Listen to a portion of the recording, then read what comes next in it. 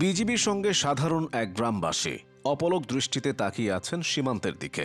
বাংলাদেশ ভারতের মধ্যকার সীমান্ত উত্তেজনার সময় ছবিটি সামাজিক যোগাযোগ মাধ্যমে ছড়িয়ে পড়েছে। সাদা শার্ট আর লুঙ্গি পরিহিত অতি সাধারণ এই ব্যক্তি সেই উত্তেজনায় ভিন্ন মাত্রা যোগ করেছেন। সরিষা ক্ষেতের এই ছবিটিও ব্যাপক সাড়া ফেলেছে। এখানে বিজিবির সঙ্গে সামিল হয়েছে শত শত গ্রামবাসী।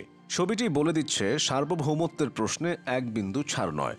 অনেকের মনে প্রশ্ন আসতে পারে, সীমান্ত রক্ষার কাজ বিজিবি করবে, সেখানে এলাকাবাসী কি করে? উত্তর জানতে হলে সীমান্তে বিএসএফ এর আগ্রাসন সম্পর্কে জানতে হবে। ফেলানি থেকে শুরু করে 14 বছরের কিশোরী স্বর্ণা দাস, 15 বছরের জয়ন্ত কুমার সিং বিএসএফ এর হাত থেকে রেহাই পায়নি কেউ। কি তাদের ধর্ম পরিচয়, কত বয়স তাদের, কিছুই আসেনি বিএসএফ এর বিবেচনায়। 2014 সালের 1 সেপ্টেম্বর রাতে মায়ের সঙ্গে ভারতের ত্রিপুরায় থাকা ভাইকে দেখতে যাওয়ার সময় মৌলভীবাজারের কুলাউড়া সীমান্ত এলাকায় বিএসএফ এর হাতে প্রাণ হারায় কিশোরী স্বর্ণা দাস। স্বর্ণা মৌলভীবাজারের জুরি উপজেলার পশ্চিম জুরি ইউনিয়নের কালনিগর গ্রামের বাসিন্দা পরেন্দ্র দাসের মেয়ে। সে স্থানীয় নীরদ বিহারী উচ্চ বিদ্যালয়ে 8ম শ্রেণীতে পড়ত।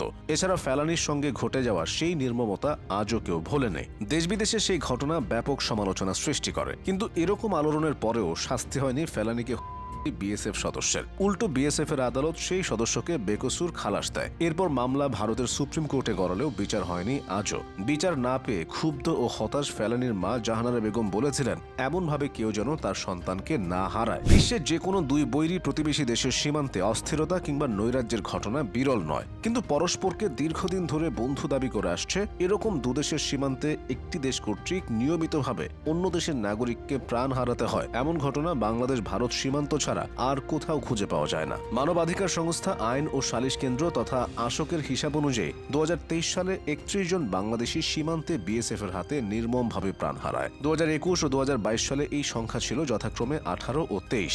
আশোকের হিসাবে এর আগে 2009 থেকে 2020 সাল এই 11 বছরে 522 জন বাংলাদেশি বিএসএফ এর হাতে প্রাণ হারান। সীমান্তে প্রাণহানির প্রসঙ্গ উঠলে বিএসএফ আত্মরক্ষার কথা বলে। 2022 সালের জুলাই মাসে ভারত বাংলাদেশ সীমান্ত সম্মেলন শেষে অনুষ্ঠিত এক সংবাদ সম্মেলনে বিএসএফ মহাপরিচালক পঙ্কজ কুমার সিং সীমান্তে প্রাণ হারানোর সব বাংলাদেশিকে অপরাধী বলে সাব্যস্ত করেছিলেন। তখন বিষয়টি নিয়ে বেশ সমালোচনা হয়। বাংলাদেশের অধিকাংশ মানুষের প্রশ্ন, সীমান্তে অপরাধের জন্য বিএসএফ কোন আইনে কারো উপরে চালায়? ভারতের পেনাল কোড কিংবা আন্তর্জাতিক কোনো আইনেই নিরস্ত্র নাগরিককে আঘাত করার কোনো বিধান নেই। কেউ অবৈধভাবে সীমান্ত পারাপার করলে তাকে গ্রেফতার করে বিচার করা যেতে পারে, কিন্তু ভারত সীমান্ত ব্যবস্থাপনার ক্ষেত্রে স্বীকৃত সব আন্তর্জাতিক ও দ্বিপক্ষীয় প্রোটোকল অগ্রাহ্য করে সীমান্তে প্রাণহানি ঘটিয়ে চলেছে। বিষয়গুলো নিয়ে মাঝে মধ্যে আলোচনা এবং মীমাংসার যে চেষ্টা হয়নি সেরকমটিও নয়, কিন্তু যত আলোচনার কথাই হোক কিংবা আন্তর্জাতিক নিয়মের কথা উঠুক, বিএসএফ যেন সেসবের তোয়াক্কা করে না। বিগত প্রায় 1.5 দশক ক্ষমতায় থেকেও আওয়ামী লীগ সরকার এই সমস্যার সুষ্ঠু কোনো সমাধান করতে পারেনি। উল্টো নতজানু পররাষ্ট্র নীতির ফলে শেখ হাসিনার দুর্নাম রয়েছে। তার আমলে বাংলাদেশের জনগণের মাঝে ভারত বিদ্বেষী মনোভাব বেড়ে যায়। এর পেছনে নদীর পানি বন্টন ইস্যু থেকে বাংলাদেশের অভ্যন্তরীণ বিষয়ে ভারতের হস্তক্ষেপ যেমন ভূমিকা রেখেছে, তেমনি সীমান্তে বিরাজমান ভারতীয় আগ্রাসনও অত্যন্ত গুরুত্বপূর্ণ ভূমিকা পালন করেছে।